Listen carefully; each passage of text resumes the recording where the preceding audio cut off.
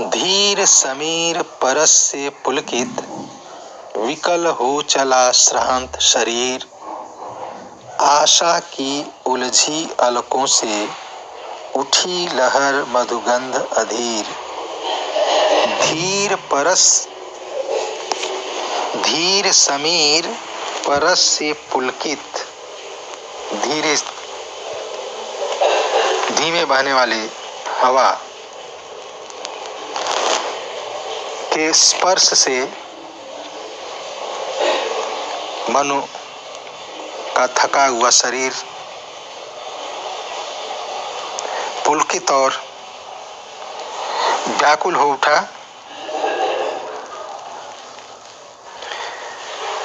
रोमांचित हो गया,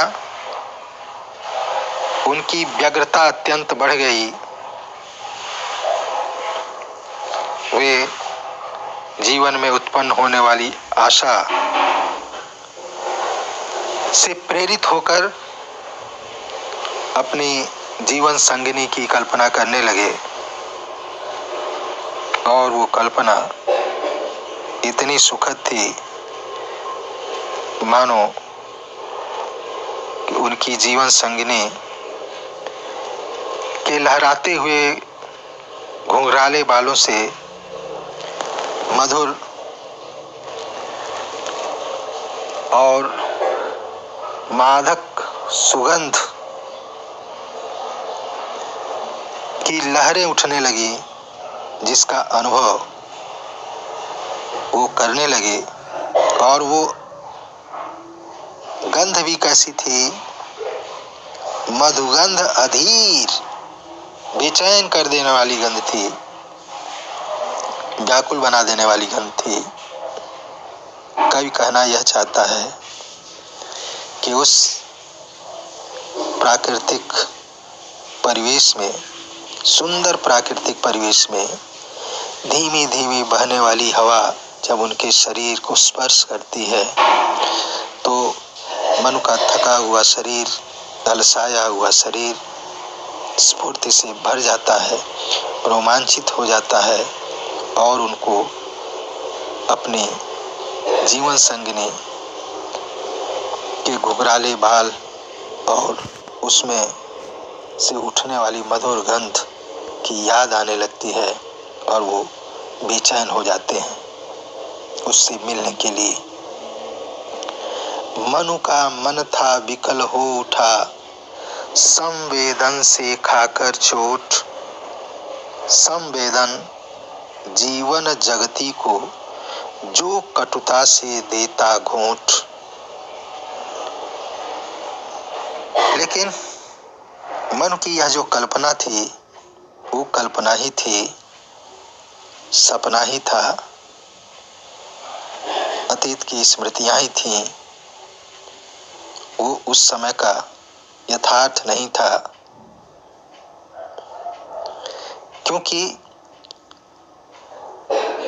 यथार्थ में तो वे अकेले थे, अकेलेपन का दुख भोग रहे थे। उन्हें अपनी वास्तविक स्थिति का बोध हो गया और उससे उनके मन को ठेस पहुंची, चोट पहुंची। कवि यहाँ एक सूक्ति का इस्तेमाल करता है कि संवेदन जीवन जगती को जो कटुता से देता घोंट। वैसे तो संवेदन शब्द का मूल अर्थ होता है प्रत्यक्ष बोध, अर्थात इंद्रियों और विषय की निकटता से उत्पन्न होने वाला ज्ञान, जिसमें सुख और दुख दोनों का अनुभव हो सकता है। संवेदन अर्थात ज्ञान, बोध, अनुभव। लेकिन यहाँ अनुभव संवेदन से कवि का जो संबंध है वह के अनुभव से है, अकेलेपन के दुख के अनुभव से है, अभाव से है। जयशंकर प्रसाद कहते हैं कि संवेदन जीवन जगती को जो कटुता से देता घोट, जो जीवन रूपी संसार को निर्दयता से, निष्ठुरता से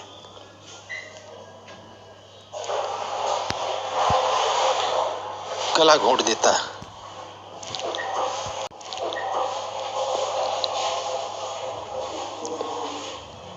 अभाव के कारण सांसारिक जीवन दुखों का सागर बन जाता है। वो दुख व्यक्ति को घोंट देते हैं।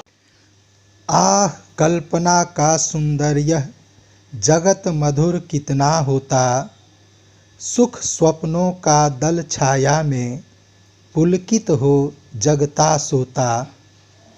यहाँ मनु अब कल्पना और यथार्थ के जगत के बीच तुलना करते हैं और उन्हें कल्पना का जगत, कल्पना का संसार यथार्थ के संसार से बहुत अच्छा लगता है, सुंदर लगता है।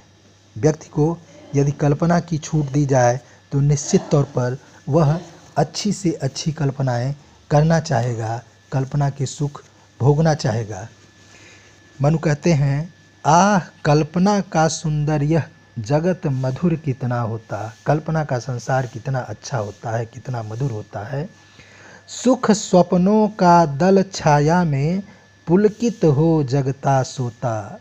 अगर कल्पना का जगत ही अच्छा होता, कल्पना के जगत में ही जीने का अवसर मिलता, तो व्यक्ति के सारे सुख स्वप्न उनका सोना जगना सब हंसी खुशी में बीतता, प्रसन्नता में बीतता, बिल्कुल वैसे ही जैसे थका मादा यात्री किसी घनी पेड़ की छाया में सुख और शांति का अनुभव करता है, पुलकित होता है, प्रसन्न होता है। संवेदन का और हृदय का यह संघर्ष न हो सकता, फिर अभाव असफलताओं की गाथा कौन कहाँ बकता। अगर ऐसा होता तो संवेदन के संसार में और हृदय के बीच, अर्थात असफलता और अभावों से मिलने वाले दुख और कल्पना के संसार के सुख के बीच कोई संघर्ष नहीं होता। काश ऐसा ही होता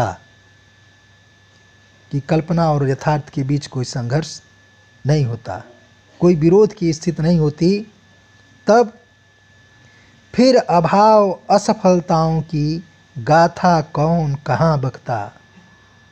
फिर कोई अपने अभाव की, असफलताओं की कहानी किसी से कहता नहीं, क्योंकि तब जब कल्पना के संसार में ही रहने की छूट मिलती, सारी कल्पनाएं साकार हो जाती, तब फिर किसी को किसी तरह का अभाव, किसी को किसी तरह की असफलता का सामना नहीं करना पड़ता।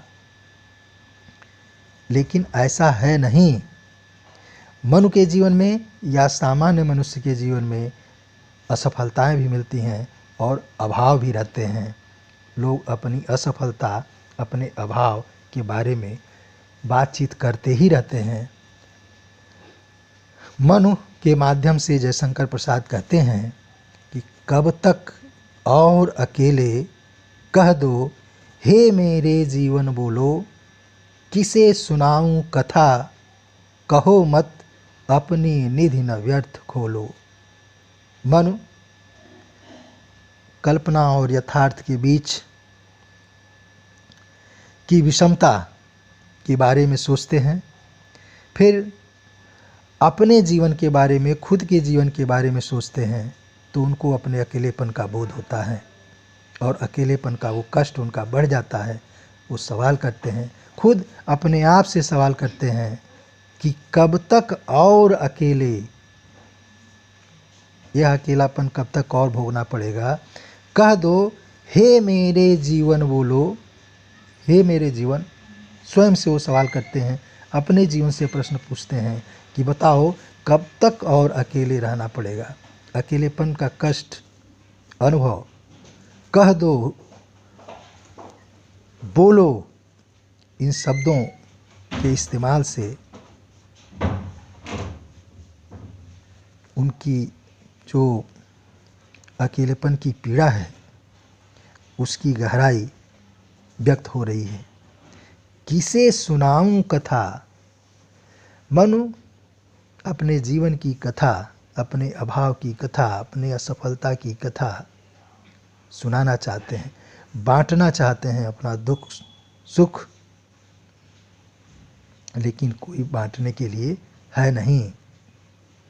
खुद से ही जवाब मिलता है, कहो मत अपनी निधि न व्यर्थ खोलो। कि अपनी व्यथा को, अपने कष्ट को खोलने की, कहने की ज़रूरत नहीं है, क्योंकि यहाँ सुनने वाला कोई नहीं है।